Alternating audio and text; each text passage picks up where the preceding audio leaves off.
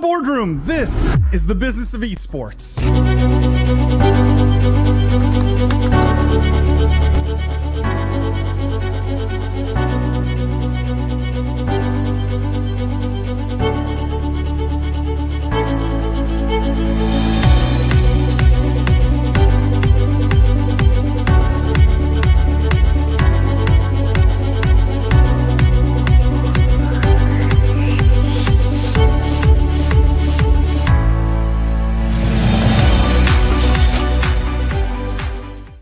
The worlds of gaming and esports are evolving every day faster than ever before. With YouGov's living data, you can probe into the real thoughts and behaviors of esports fans and gamers worldwide. If you're a team, a brand, an agency, or a rights holder, you should be talking with YouGov. They're partners with the biggest names in esports and the biggest brands all around the world, driving compelling results every single day. Check out yougov.com/BOE and schedule a call with YouGov today. From the keyboard to the boardroom, this is the Business of Esports weekly news show / post podcast live stream. I am Paul the Prophet Dawalibi. I'm joined today by my friends and co-hosts, the Honorable Judge Jimmy Baratta, Lindsay the Boss Poss, Jeff the Juice Cohen. For those of you who are new here, welcome. What we do is we cover the most pressing gaming and esports topics and news of the week, but we look at all of it through a business and C-suite lens. We dissect, we analyze the business implications of everything happening in this industry. And best of all, we get to do it live with you guys. You get to ask questions, get in our faces, challenge us. We encourage it. We welcome it. We know so many of you lurk, but that's okay too. But it's a safe space. You can ask questions. You can have a comment. You can get in our faces. It makes it more fun. How is everyone doing this week? Lindsay, how's the recovery? The recovery is going well. I can actually walk now, no crutch. Things are looking up for sure. I'm almost ready to be back on camera, but as I shared right before we got on screen, I am going to ice my knee and watch the World Cup. So for anyone out there who is also watching soccer right now, I'm with you, and we'll probably react if anything cool happens. I'm completely unaware of anything happening in the soccer world. Jeff, what were you going to say? It's in your region. I mean, you're like next to it. You're so close to it. Any sport where you can't check someone, like you can't hit them, doesn't feel like much of a meat sport to me. But just can't use your hands either. I mean, that's ridiculous. Famously can't use your hands for soccer. That's true. Yes. I was going to say it's pretty busy, although I will say this. I did this week get my first, hey, let's catch up after the New Year email, which always kind of signifies the beginning of the holiday period where that glorious usually it's 2 weeks, but maybe it's stretching a little bit where everyone's like, well, it's December 15th or whatever. Like, let's just catch up like January 10th.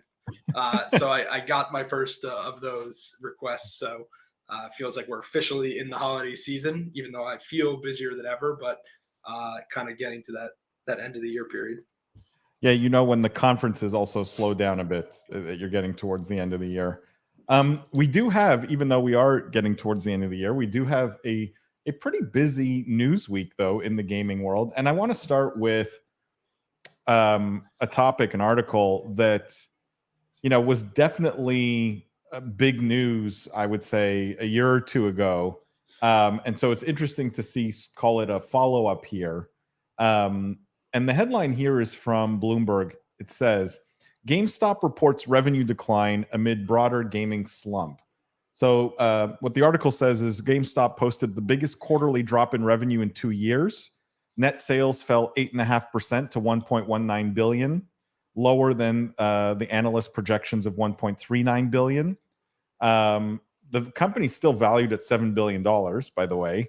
But it seems, and this is not from the article, this is my words. It seems that Ryan Cohen, who was sort of, was held up as the savior of GameStop, I'm not seeing a turnaround here. Now, we know that, spending is down a little bit from COVID days, but it feels like they haven't been able to turn their business around. Now, the article does say GameStop's retail business was obviously hurt by COVID, but they haven't been able to make this transition to digital sales, obviously. So they're also cutting more jobs at GameStop, which is unfortunate. I'm curious to get your thoughts, guys, on the results here from GameStop, and is there still sign of life? Has Ryan Cohen massively overrated here and hasn't been able to save this? Like, what is the thinking or the feeling here relative to GameStop's latest quarter? I mean, I guess the results seem somewhat in line. Like if you just think about top level, I mean, you have very few new games coming out this year, so so sales are down. Consoles are either hard to find. Also, you have the supply chain issues, kind of having a little bit of macroeconomic issues like recession. So I can imagine consumer spending on these big luxury items might be a bit down. So none of that is altogether surprising. What's shocking is that they're still $7 billion market cap, because they should be like, I don't know, $700 million market cap maybe.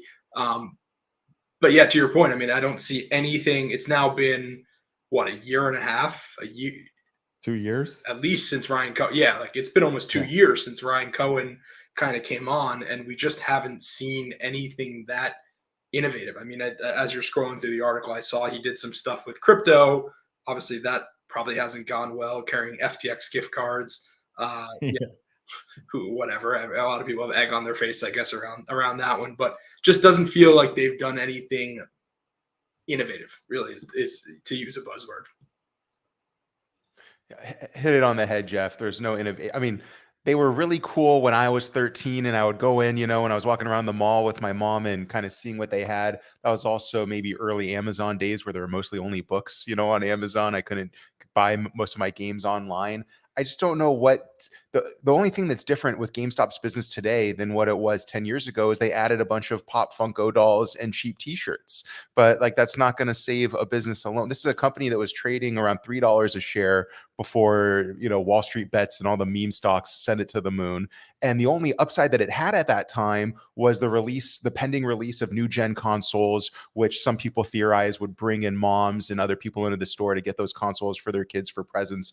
But otherwise, everything that GameStop does can be found online. So the fact that it ever went well beyond that, I think $11 a share mark to me, I mean, I'm not an analyst like you guys, but it was just outrageous to see what it was trading for versus what the memes did to it versus what they failed to really innovate or do since then. I haven't really seen anything that lets me believe that it's half as successful as it's trading as. And I honestly don't know what's propping it up. This is a company I haven't financially supported through buying a game or buying a gaming related toy or accessory personally in maybe 10 years. So I'm just, it perplexes me that they're still around. I thought the one saving grace here, and I loved Paul's idea of converting GameStops to like these mini land centers and malls, because one of the cooler parts that GameStop used to offer, things that they used to offer, were demos of games, right? They had those gaming setups like you would see at a Walmart, like a gaming setup that you would see at the end of an aisle where you could try something, and GameStop did offer that. But even that was kind of removed in exchange for selling limited edition figurines and toys. And again, all of this stuff probably easier and cheaper to get online. So, what's differentiating them from any of their competitors? I can't put my finger on it. And that's, to Jeff's point, there's no innovation there.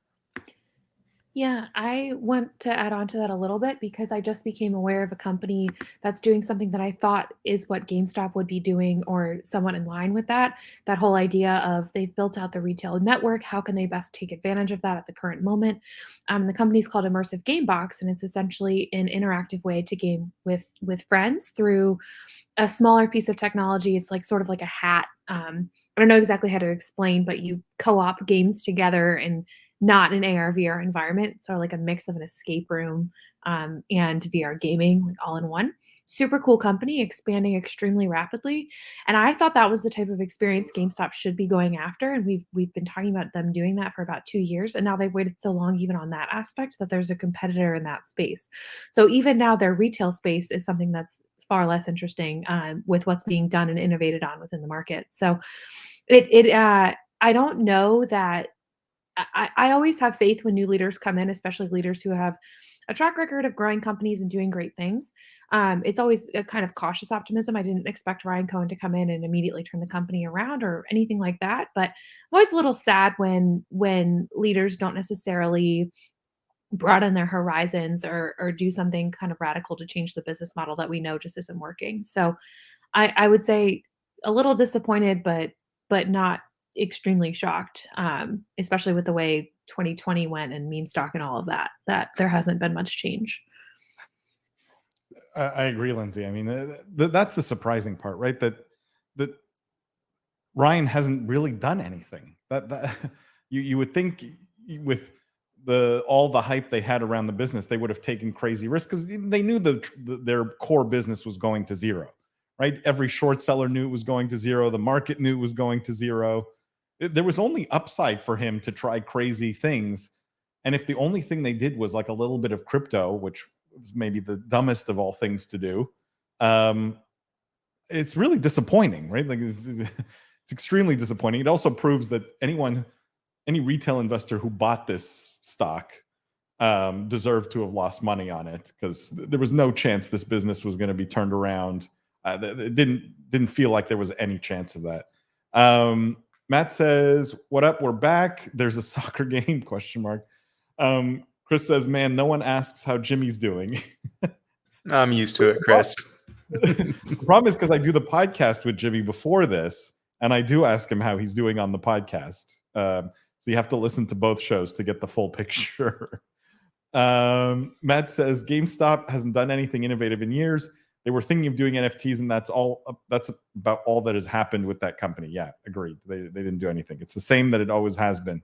Also agreed. I would argue the stores, if you've been in one recently, are even more depressing, I feel, than they were 2 or 3 years ago because they're just as irrelevant but more run down. Christian says, "So you mean to tell me I can't make 7,000% in one day on my stocks?" Yes, that is what we mean to tell you. Also says GameStop always had so much inventory with used games that they bought back for pennies on the dollar. Yeah, I don't know if there's anything they could have innovated on the used game side. The problem is with digital, that destroys that business completely. So, they had to do something totally out of the box. I think it was their only option, and instead they chose to do nothing, which I think is interesting.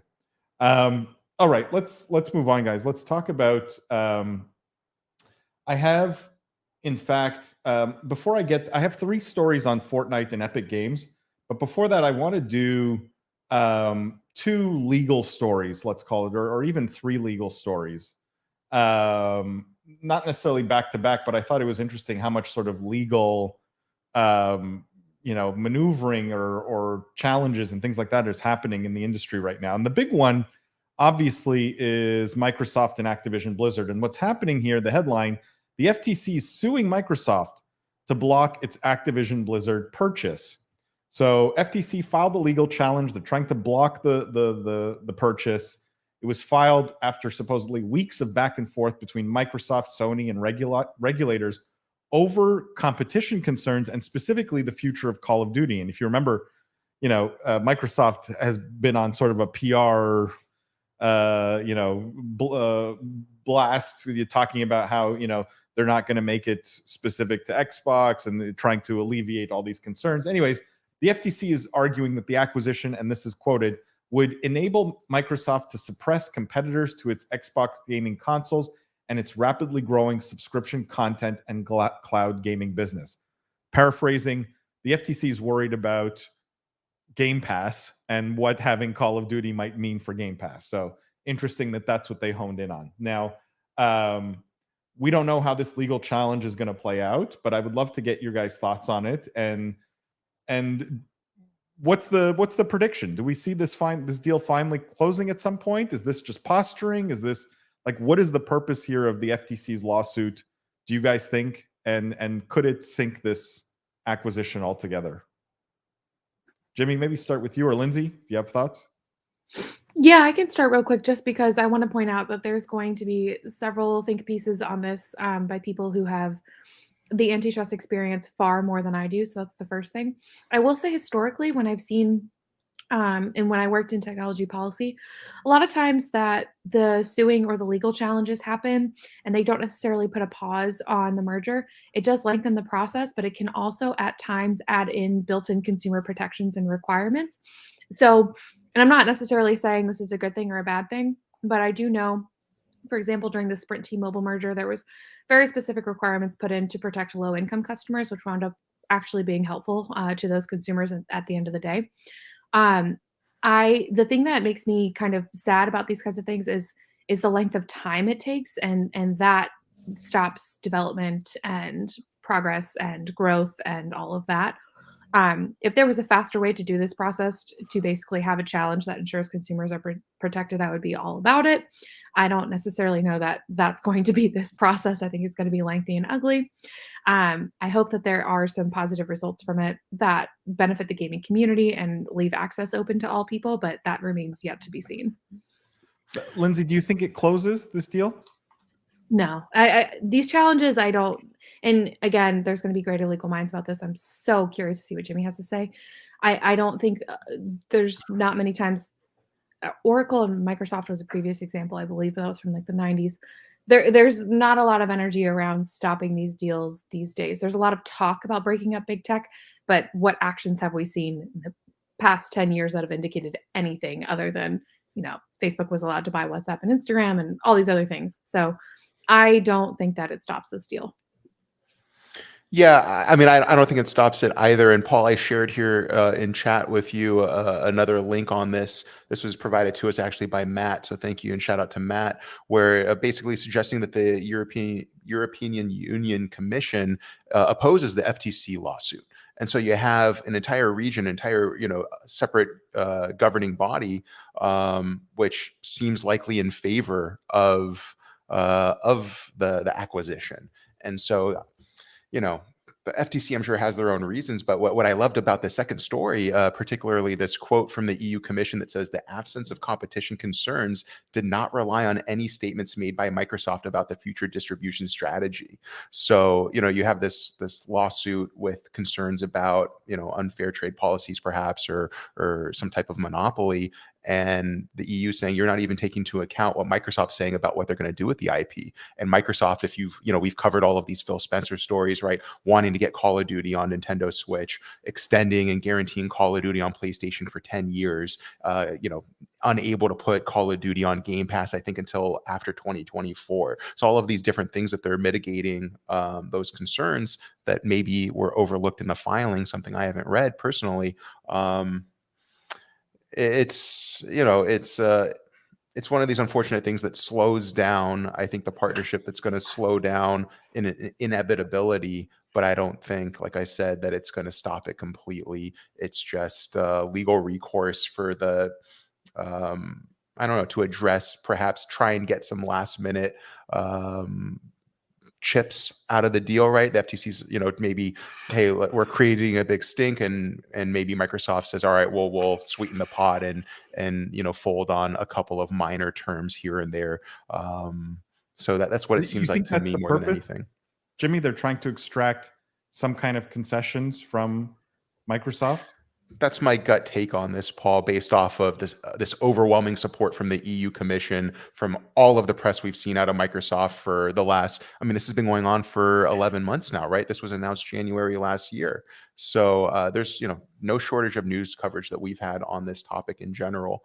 And the fact that it's delayed so long, I think, is really a disservice to these two companies, to what we all found to be a great acquisition, not only for Microsoft, but bailing another publicly traded company out of some very hot water and problems with leadership that were, unfortunately exposed through numerous public filings that were happening before this. So, yeah, I do honestly feel like it's just the way you summarize it. They're trying to extract some last minute concessions on otherwise what looks to be a pretty clear deal.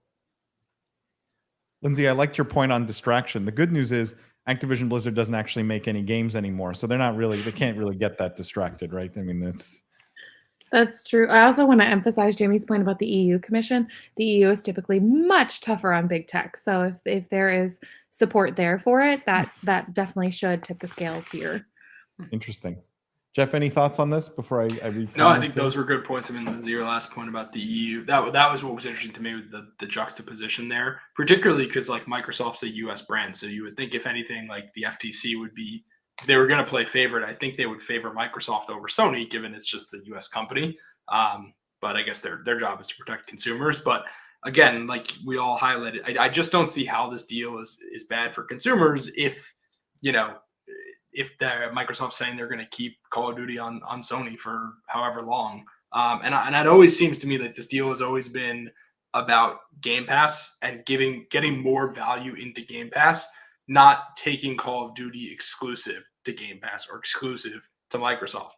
And consumers should be benefited by that. Like the more value you put in the Game Pass subscription, that helps consumers, right? If you can still get it, even if it's not in Game Pass, then who gets harmed by it being in Game Pass? Tinfoil hat theory. Someone at the FTC is a big PlayStation fanboy. Where they want to make sure they're going to get their game. Jimmy. No, I had that same thought. I love that you voiced it. Chris says that COD Hail Mary to Nintendo Switch makes sense now. Yeah, I mean, they've been doing everything to try and, you know, direct the narrative in this sort of like, hey, we're going to play nice with everybody. And so, yeah, you're right, Chris, in that context, it does make sense. Christian says, which will come first, Half-Life 3 or this merger? Definitely this merger. No question. Half-Life 3, Christian, I hate to break it to you, never coming. Matt says, why would the EU Commission do that if they're also worried about this leading to a antitrust / doing their own investigation? Well, clearly they feel like their fears have been alleviated, right? I mean, you guys have a different take on that? No, I agree with you. Matt says, or am I misunderstanding the lawsuit? Well, the lawsuit's coming from the FTC, not from the EU Commission. Right. So a different regulatory body. I want to, again, I have two series of 3 stories here. And in this legal sort of segment, there was this another lawsuit. And this one I thought was, maybe this is the perfect example of frivolous lawsuit. Maybe it has legs. I don't know. But the headline here is Quebec judge, it's Canadian news, Quebec judge authorizes class action lawsuit against addictive Fortnite video game. So this is a Superior Court judge that has, in Canada, that has authorized a lawsuit brought by Quebec parents who allege their children became addicted to Fortnite. This was issued on Wednesday last week after hearing arguments from 3 parents who described how their children had symptoms of severe dependence after playing the game. And so now they're being allowed to essentially go ahead with this class action lawsuit. The ruling said specifically it does not appear frivolous or manifestly ill-founded. And what they're comparing this to is a class action lawsuit that was brought against the tobacco industry in Quebec, which alleged that it was addictive as well without any proper warning. So I'm curious what you guys think. There are some numbers in this article which are interesting. It says one of the parents said their son had played almost 7,000 games and got angry when his parents tried to limit his game time, including putting a lock on his computer. But I'm curious what you guys think here. Will we see a level of like class action lawsuit and settlement like we saw against the tobacco industry? Will as a result of this Canadian lawsuit see, you know, warning labels about addictiveness of video games on, you know, splash screens or things like this? I don't know. What do you guys make of this? Is it just totally frivolous? Well, I think the article said it wasn't frivolous, right? So I'm leaning towards the ruling. Doesn't mean you need to agree with this judge. But the judge has a lot of power, right? He's setting a precedent here, and they're raising an issue. Well, you know, I have a lot of feelings about this. One, you know, terrible parenting, probably the first culprit, and pointing the blame elsewhere.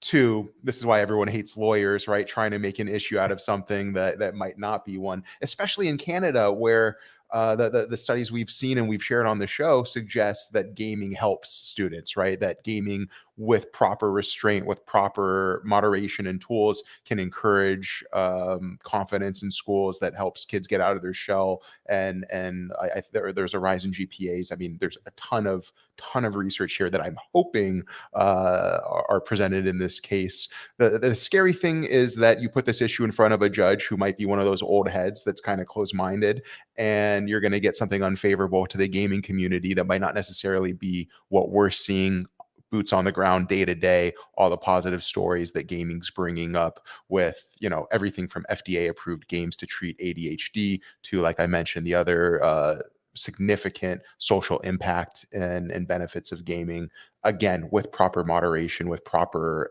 implementation. So yeah, I'm concerned when you have this much power or, in someone that might not get it. And I've definitely, been on the trying to explain end of the spectrum there more times than I can count since entering the gaming industry. I just think this is an issue of bad parenting gone way too far down the wrong pathway. If you're at Epic, Jimmy, if you're the legal counsel at Epic, right? Are you worried that if this plays out in the favor of these parents in Quebec, right, that you could end up with a lawsuit 10 times or 100 times the size in the US, where you have, ambulance chaser style law firms it's that a huge maybe concern. a big check? And that's why if you're Epic, you can't settle. Honestly, I would take this all the way. I get the risk, Paul, but the greater risk is how many shakedowns are going to happen if we settle out of court. There's just going to lead more lawsuits with more people claiming one thing or another about the game. It's not just going to be Epic next. It's going to be Activision. It's going to be any game developer that has a hit title, right? So I think you need to set a precedent. You need to take it all the way, and you need to win. I get the risk of, the risk is everything, honestly, because like you said, are there going to be warning labels? I mean, there's already those parental advisory based off of certain genre types, right? I mean, how is that not enough? Maybe because Fortnite's geared towards maybe that's the difference maker. I'm not really keen on that element of the law in terms of restricting or, the sale of a game to a certain age demographic, the way we do with movies, right? With R-rated movies. I know that exists for gaming.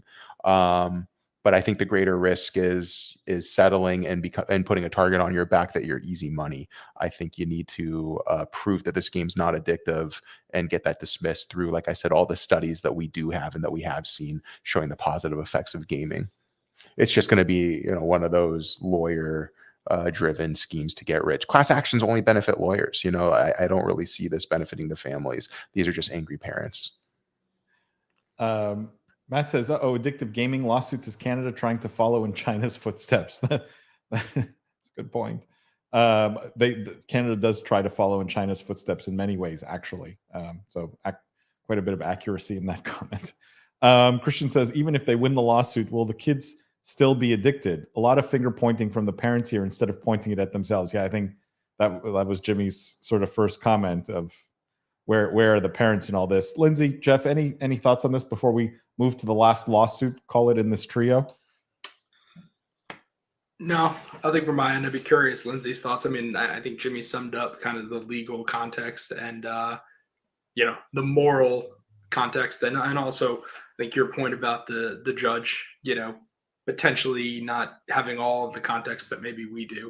And I think if you aren't in this community, you might see the argument, like the parallel between tobacco and video games, a lot more than, if you have all the right information. Well, let me bring up then the last lawsuit here, which is Riot actually suing NetEase. So another, like last week we talked about NetEase, I think in the context of Blizzard, if you remember, where they lost the rights or that deal for that distribution deal for China between Activision Blizzard and NetEase essentially fell apart. And now Riot is suing NetEase. And the headline here is Riot Games suing NetEase claims Hyperfront copies Valorant. The subheadline, League of Legends firm seeks to shut down mobile shooter and requests substantial changes. So according to this, Riot Games filed multiple lawsuits against NetEase. Obviously, this game that they're claiming infringes on the copyright of Valorant. It filed suits in the UK, Germany, Brazil, Singapore. And in its filing, Riot claims that development of Hyperfront began in March of 2020, long after Valorant had already been launched. So it's interesting because I think NetEase doesn't seem to be making many friends here, right? Like the deal with Activision Blizzard falls apart. Now Riot Games is suing them. I'm curious internally, like what's the play with NetEase? Do they just not care? Is the Chinese market so big for them that, you know, having other friends, call it, in the industry isn't a big deal? But they seem to be pushing away any potential partners on just about every front. And I'm curious, you know, let's ask the same question I asked with the last two. Does this one have any legs? Does this have any teeth, this lawsuit? And what is Riot trying to get out of this, right? Is it stopping the game? Is it getting dollars out of them? Like, what's the purpose of this lawsuit? I'll just put on screen, if you're watching this, unfortunately, if you're listening to this, you can't, but like some of the similarities between the two are I mean, it's sort of obvious. I'm putting up a screenshot of, you know, two characters from these games, but your thoughts, guys, on this one? Oh, this is a smoking gun right here. Both have mysterious ninja-like stealth characters. Who would have thought that no one else could come up with a mysterious ninja-like stealth character besides Riot? Yeah, I don't know about the merits of this. I mean, I noticed in the article as you were scrolling through that Riot is also suing another Chinese developer, Moonton, for copying their League of Legends game to a game called Mobile Legends Bang Bang, which I know is like a massive. I think we've talked about it before in the podcast. We talked about that story, like being like the number one like mobile title out there, or something like, or PC title, which is insane. I don't know like where they're planning to sue. You know, there's not exactly strong IP rights in China, so you know, like, what are they looking to get out of this? I know NetEase is a publicly traded company and listed like in the US, so maybe there's some more jurisdiction, but I think they're within their right to try to protect their IP. And I made the joke about, you know, the slide you put up there, but you know, if they're creating clones of of games, they are within their right to kind of protect the IP. So I think versus the last story, this has a lot more legs in terms of, I think, it being a reasonable lawsuit. Can I just give you guys my tinfoil hat theory on this, which is, and let me tie it to the story we talked about last week, which was the deal falling apart with Activision Blizzard. Is NetEase maybe shifting their business model to just knocking off Western games? And the reason they blew up the deal with Activision Blizzard is because they have in the works knockoffs of like Diablo, World of Warcraft, Call of Duty, right? Like this is all just in the works. So I mean, oh, sorry, Lindsay, go for it. No, go ahead first. I love that idea. I think it's really clever and funny. To me, though, it's like, what does NetEase get out of knocking off all these companies? Presumably, they can be brought to justice. I mean, it's not what Riot's getting out of the lawsuit. It's what is NetEase getting out of violating this IP? There's going to be a cease and desist. There's going to be a shutting down of the game. There's going to be a disgorgement of profits. And then they lose all of those users and all of that money. So what are they really getting out of here, if not, I guess, limited data on user behavior and emails, which that's not worth a multi-million-dollar lawsuit from, you know, other publicly traded companies, especially like Jeff mentioned, which I didn't realize, if they're also, you know, if they have numerous international corporate entities that are publicly filed or not. So, you know, if this was just a limited Chinese company that could never be brought to justice and they're kind of just doing it as a slap in the face, that's one thing. But if they have international assets, they risk losing a lot. So I just don't know what NetEase gets out of this. If they, you know, if Riot, really, is, and it does look away a lot. with it. They think they're going to get away with it, but I mean, you just put up the picture of Omen versus the NetEase character, and I know Jeff made fun of it, but it looks pretty egregious to me. Maybe I'm biased because, you know, everyone knows I'm a fan of what Riot does, but this is like a slap in the face on an international scale. This isn't, you know, there are multiple lawsuits here. One, by the way, I'm not super familiar with how things are done against different international jurisdictions like that. But however, when you're in the United States and maybe there's a federal filing or a criminal filing versus a civil filing, if you're in Superior Court or all these different jurisdictions that we have, there's typically a lot of judges don't want to step on each other's toes. And what typically happens, what you see is judges kind of waiting, letting the higher court or the more prevalent court take the lead on it, and then everyone else following suit. Again, probably different internationally, and so it sounds like we need another legal episode with some more experts here that are more capable than I am. I don't know what they get out of it, Paul. Either they think that it's not a ripoff, or there's some benefit to them where even shutting down the game and losing all the profits, they're capturing some type of valuable information or data that's making it worthwhile.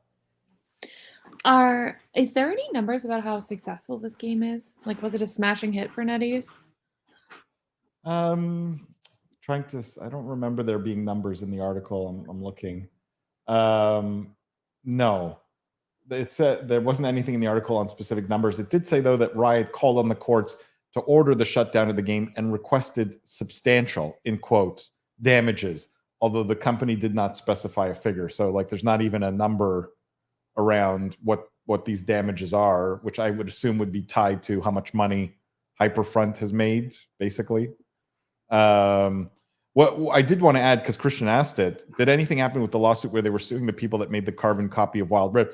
I think you're thinking of the League of Legends copy, that Mobile Legends Bang Bang, which was also a Chinese developer, Moontent, as Jeff mentioned. And what was interesting, and it was mentioned in this article, that was dismissed by a U.S. court just last month, and because they ruled that the dispute should be settled in China, which definitely plays. If that's what happens here with NetEase, that's definitely going to play, I would think, in NetEase's hands, right? I mean, that would spell. Although the irony is, Riot's basically a Chinese company, also, right? Like, they're owned by Tencent. So I don't know if this is just also Chinese, big Chinese companies fighting with each other, right? This could be sort of a proxy war between the big Chinese companies. All right, guys. Sorry. Yeah, okay. I wanted to add one quick thing. I thought the note about the number of places that they filed this lawsuit and the request for substantial damages, I thought just might be kind of a signal to other companies, like, hey, don't try this. It's not worth your time and effort. That's also why I asked about the amount that they had made, because, for example, if NetEase had made, $10 billion off of this, then it actually is worth their time and effort, and Riot's legal response should reflect that. But my thought is that NetEase probably didn't make a huge profit off of this, and Riot is trying to clean house and basically show anyone else, good luck ripping us off. Yeah, or make an example of it, right? Like, to dissuade people from trying this again, or in another way. Yeah, exactly. All right, guys, before we move on, I just want to say, quick word. This live stream, very generously sponsored by YouGov. YouGov produces the absolute best data on gamers, games, esports fans all around the world.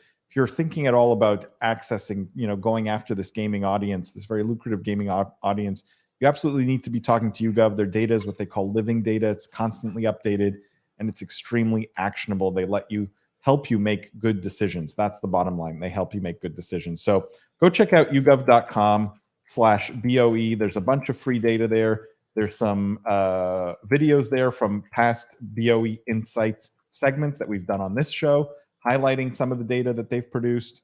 So a lot of interesting things there. Go check it out, yougov.com/BOE. All right, guys, I have 3 stories on Epic Games and Fortnite here, and I want to put them back to back because I think it's interesting. A lot of Epic news this week. But the first one is Epic Games is introducing a new child-friendly account type to make online play safer. So they're introducing what they're calling cabined accounts for Fortnite, Rocket League, and Fall Guys. And it's basically an account where the player is under the age of 13 or under their country's age of digital consent, basically whatever's higher. So it'll disable features like voice and free text chat, buying games, downloading games, custom display names. Like, they won't be able to have custom display names, and they won't be able to link the Epic account to places like Facebook and Twitch. Some of these can be reactivated, but only by the parent, essentially, with the kids able to ask for permission. So it's a new kind of account. It's a more restricted account targeted specifically at under 13-year-olds. Curious what you guys think of this. I thought at first glance it seemed clever. But I have some thoughts on it. Jeff, maybe start with you. I don't know if you have thoughts on cabined accounts. Cabined accounts. It's a weird name. It is. I mean, I think it overall makes sense. I mean, certainly, like, I think, whenever we do stories like this, I think anything that companies can do to kind of make the online environment safer for kids, particularly a game like Fortnite, where like you are, like we talked about earlier, getting a younger audience. I think having those options, at least for parents, is important. You have plenty of 8-10-year-olds playing on Fortnite, and they could be playing with adults who knows what. So I think the better like mechanisms that we have to protect against any nefarious action is better. So I'm curious to hear your take, Paul. I feel like mine is very down the fairway. Like, I don't think there was that much of interest there, but it seems like you maybe had something in mind that's maybe more interesting. I mean, the thing I had in mind is maybe a little bit, I don't know what the right word is, but I look at it and I go, is this, they spent development time and effort on this, right? So what's the reason behind it? Is it pure like altruistic, they want to help keep the kids safe? Feels like maybe that's the like, maybe it's that, and it could be like money driven essentially, because they know if there's a bad story that comes out about a kid that has, got into trouble in some way with a non-cabined account, that this prevents, potential future litigation or things like that. So it could be just like avoiding future risk. The real cynical thought I had is, what if this is about data collection? Because now every account where the kid is under 13, and I don't know how valuable that specific data point is, but essentially you get the age of every cabined account user, which you can easily then track over time. And again, I don't know what that's worth to Epic Games, but it feels like maybe it's more a data collection thing than anything else. It seems far more risky to me to implement this than to stay in and to comply with different COPA policies and laws. And like you said, Paul, the whole, now who is under and you're collecting that data still. Or I would love to hear from you, Lindsay, on this, because I think you have more experience on this than we do. I just want to, and I could be wrong, but I loved your first point, Paul. And to me, this seems more like there is a story, or there is something negative with regard already to minors playing Fortnite, and this is Epic maybe getting ahead of it or in front of it. Because why would you create this and put this target on your back and create a higher layer of scrutiny for yourself? Again, I don't see the altruism there. I see more of a protecting themselves for what's already out there or what's to come. But not a lot of substance behind that. Just kind of my own cynical feeling. Well, to both of your points, though, too, it could be a way for Epic to develop more adult-based content that they may want to put forth, considering their brand is heavily weighted towards children. This might be a better way for them to segment their audience and start producing two different types of content, or more mature content for certain audiences, while still allowing parents and other people who may be in that child's life to not allow them to see that. So it could be like we're trying to grow up I don't know if grow up is the right word, but we're trying to split off our audience so that we can create grown-up content, which is something in identity that they're struggling with right now, as Fortnite is definitely known as the game for 10-year-olds. So while I think that your point about this is not done out of altruism is correct, I don't necessarily agree that it is a point just trying to get ahead of something negative. It absolutely could be that, and I'm not denying that, but I think it also could be a way for them to develop and grow and move forward in the types of things that they're producing. When it comes to the data privacy, data collection side, that part, I mean, that did pique my interest immediately when you brought up this story, Paul. I would be very curious to see what is done with that. My inclination is that, like Jimmy and you both noted, that placing people into these categories actually does put stricter scrutiny on how you comply with things like COPA and all the other laws that are in place to protect children. So it doesn't bode well for them to do extra data collection or be less secure with what they're doing with these users. It only is positive for them to be more secure or to increase their limitations or whatever they're doing, because it could very quickly invite in a lawsuit. So I don't necessarily have as much concerns that they're going to use that in a nefarious way. But I would be curious to know more about what people are signing up for when they choose to have their kid be this type of user and what that language says, because I obviously don't know that without reading it. This may add a bit of color to this next story may add a bit of color to this last story, and maybe this is the reason why I'm putting these two together, and they're probably not related at all. But this is how my brain works. But the headline on this story, when I saw it, I tied it directly to the previous one, which was Fortnite tops Pornhub's game searches for another year. 3/4 of all console visits to the adult site came from PlayStation users, but the number one searched for gaming thing was Fortnite. Overwatch second, Genshin Impact third, then Minecraft, Pokemon, Cyberpunk, Summertime Saga, League of Legends, Valorant, and Resident Evil, rounding out the top 10 most searched games on Pornhub. Now, this was surprising to me because I always thought Overwatch, and especially a game like Genshin Impact, might be number one, but evidently not. And just to add to a little bit of the color here, it says Pornhub visitors from older game systems like PS Vita, Wii U, and 3DS, those are continuing to shrink. Xbox was 1/4 of all console visits, which was a decline of 30%, over 30% over the last 12 months. And PlayStation, a 20% increase since 2021. So many more people visiting Pornhub from their PlayStation, fewer people from Xbox and older consoles.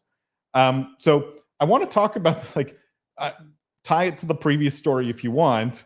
Why is Fortnite the top most searched game on Pornhub? And is this why we need cabined accounts for kids? I don't know. Or don't tie these two things together. Jimmy, maybe start with you. Well, this episode definitely for a mature audience. We'll have to put that disclaimer at the beginning. It's an amusing story. Again, this is siloed into gaming-related searches on that platform. And I guess it just shows that Fortnite is a very popular game in more ways than not. I don't know if the next collab we see is a Fortnite Pornhub hoodie,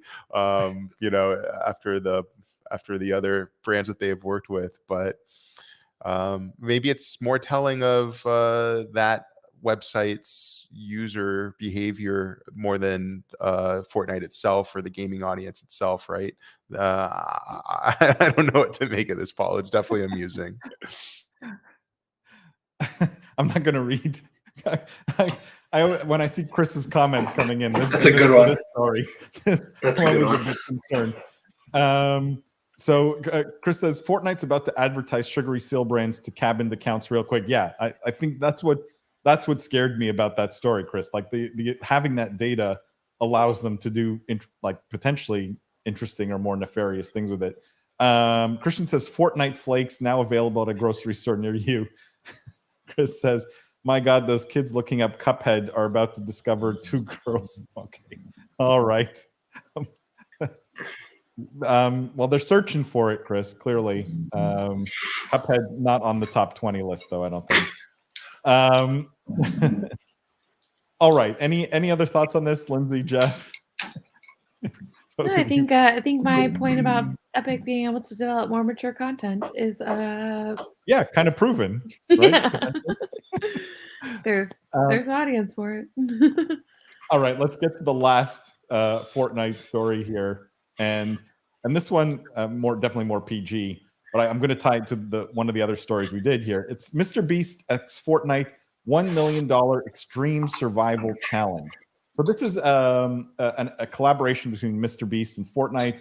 There's obviously a bunch of Mr. Beast items that you'll be able to get, like his outfit, umbrella, things like that. But what caught my attention here was a prize of $1 million for the highest scoring player in this extreme survival challenge.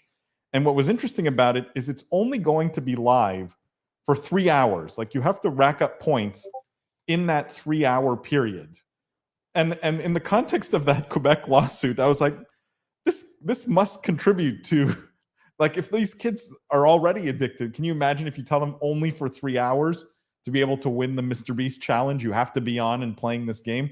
It sort of lends some credence. Like, they're not helping themselves. That was my take on this. But curious what you guys think, or more generally on the Mr. Beast Fortnite collab. Jeff, Jimmy? I mean, this isn't a revolutionary take, but it's pretty crazy that, like, you know, we've gotten to the point where you see influencers throwing their own, basically like esports events. And I guarantee you that this will do better than like a ton of, you know, the different collaborations we've seen, you know, across the esports ecosystem. Like, these influencers just have so much power and so much brand appeal. Like, if I had told you 5 years ago, like, it's almost, there's plenty of stats that are thrown around in esports to talk about how big the market is. And like, you know, would you believe the League of Legends World Championship had a bigger viewing audience than the world, like the NBA Finals? Like, I feel like I saw that in every single pitch deck for like 5 years. That stat. I feel like if someone had told you 5 years ago that like some influencer was going to be able to profitably run an esports basically event where they give away $1 million for a 3-hour event, you'd be like, what? Like, some random guy? Like, that's incredible. Just if you think about it. Like, do you think though that here's what the disconnect a little bit for me, and maybe I know I'm not the target audience for this. Like, I like Mr. Beast. I find his videos entertaining. I watch his videos, but I don't know if I would care to buy a Mr. Beast skin. Now, some of these you could earn, I'm sure, through this event, but like, would I spend $10 or $20? I don't know if it's as aspirational as like Batman or like, you know what I mean? Like, is this a skin? Is this drive participation because it's Mr. Beast and he has a huge audience and he can put up a big prize?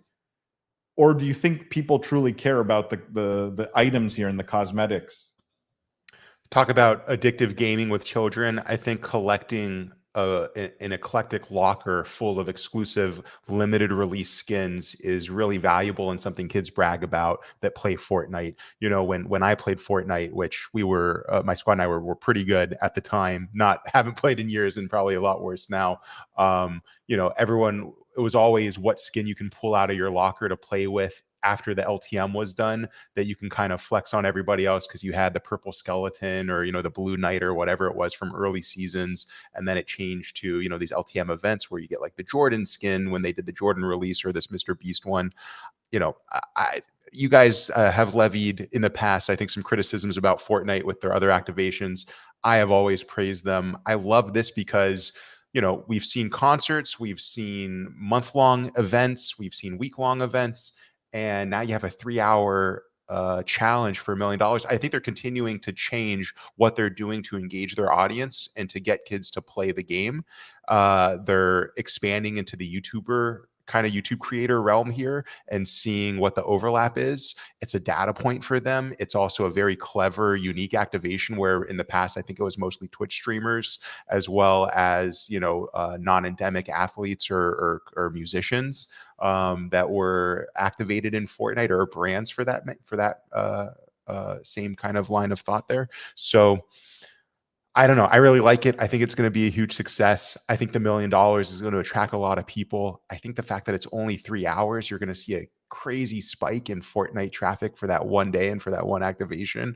And I think they're going to do a lot more of these because it's going to be a low lift, easy to do thing that's different somewhat from their other LTMs that they've offered in the past. But again, fully biased and fully in support of Fortnite as Epic's one interesting property to me, and the one redeeming thing that they have going on over there. I'm a huge Fortnite fan. You guys know that. Some of the best gaming of my life was in 2018. You're going to buy a Mr. Beast skin if it's for sale, Jimmy? I'm not personally I don't play Fortnite anymore, so I wouldn't, because I stopped playing after chapter, what was it, with that World End event, you know, and everyone watched a black screen for 24 hours. I haven't played since then. It got too sweaty for me. Also, I loved the old map. Shout out Lucky Landing for anyone that knows, you know. But no, Paul, I don't buy Fortnite skins anymore. Chris says, Are esports pros excluded from the event? Chris, based on the article, no. They are not. And it says there's going to be millions of players competing for this prize money. So I think everyone's going to be trying for it. The question, other comment here, it says 10 years from now, non-cabin accounts buying Lotto Megabucks tickets on Fortnite Island with V-Bucks. Yeah.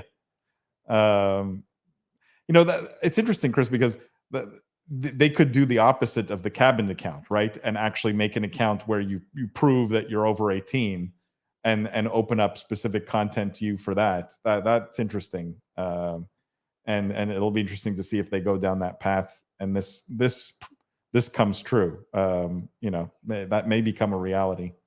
All right, guys, one last quick story before we wrap up here. And this is this one's just a fun one because you guys have teased me about this many times. And the headline here is Tesla launches Steam in its cars with thousands of games. So this launched on December 13th, so just a couple days ago. They promised it. Elon Musk promised that they would have Steam integration. And today they launched the Steam beta for the Model S and Model X as part of their holiday update. They also announced the new gaming computer, like the new GPU and sort of system inside of their cars. It has up to 10 teraflops of processing power. Just to give you some perspective, that's about the same as a PS5. So it's like having a PS5 in your Tesla. And it connects to the two screens inside the Model S and the Model X. So the main touch screen at the front and the one for the rear passengers. So Steam games available in your Tesla. No need to buy a PS5 anymore, right? And then I like this comparison chart here, which if you're listening to this, you can't see, but it has like pricing at the bottom. The Tesla Arcade, $80,000 MSRP. PlayStation 5, $400 to $500. Lindsay, you love this, right? You think it's the greatest console of our generation. I think Jimmy shared this right before, and I just I don't even have thoughts anymore. I do think that the next generation consoles, that's pretty funny. I'm excited for the memes that are gonna come out of this, but I'm so uninterested in it as a product. Almost twice as powerful as the KFC console. Come on, Jimmy. I hate that we're covering this story, Paul, because you're blowing my cover. I've been pushing my wife to get the Tesla for the last week because we need the space for the baby / I could play Spider-Man on long road trips. So the cat's out of the bag, I guess. I'm busted. Well, do you guys think, seriously though, do you think we'll see a reasonable uptick? Will this show up? Steam publishes all their charts in terms of where players are playing, what consoles, what hardware, etc. Jeff, do you think we will see a sizable number of players from this? Or is it just a novelty?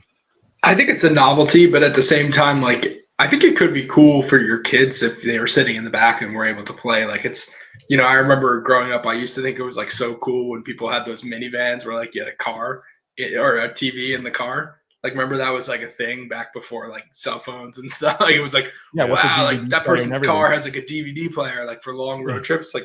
I don't know. I thought that was the coolest thing in the world for some reason. So I could see that for people, but I don't think that people are going to sit on autopilot and play Steam while they're getting driven to work. Maybe at some point in the future, hopefully when the autopilot actually works, that could be a scenario that would then change because it's all about giving people back more hours. I think if you give people more hours, they'll play more games. That's kind of been proven. But I think right now, I don't think there's anyone that's going to sit and play on Steam while they're driving. Hopefully that's not even enabled. But yeah. Wouldn't this bring back, wouldn't this solve the big problem of bring your own PC LAN events, where now bringing your PC is you just drive your car there? Does this not solve a critical problem in the industry? No one sees this as a critical problem. Christian says future updates will turn Teslas into full-on racing sim machines. Time to play Forza while driving. I mean, it's basically available, Christian, as of 2 days ago. Chris says time to rent out my garage to some college kids. Yeah, there you go. See, there's business opportunities here. And Christian says sooner or later, Tesla dealerships are going to be one half dealership, one half land center. I agree. This is going to happen. You guys all poo-poo it. This is coming. Steam's it's a big deal having them on Teslas. There you go. Drive-in LAN tournament. Someone's going to do this. Someone will do this where you just drive your Tesla in and it's like bringing your own PC. On that note, guys, that wraps up this week's weekly news show. Don't forget the podcast this week's a great episode with Kristen Anderson and Samir Bolar, who are the CEO and COO of Fit Gamer. So definitely check that out. A lot of stuff on fitness and health and wellness and mental health all around esports. Great episode. Also, don't forget, make sure to follow us everywhere on LinkedIn, Instagram, TikTok, Twitter, YouTube, you name it. On every single platform, we put content everywhere. And we do this live stream every Wednesday, 2:30 p.m. Eastern time. We encourage everyone to come. Jimmy, thank you as always. Lindsay, thank you. Jeff, thank you as always. To everyone who came, who commented, we appreciate you. thank you, guys. And as always, don't forget the most important thing, the future is fun. We'll see you guys next week.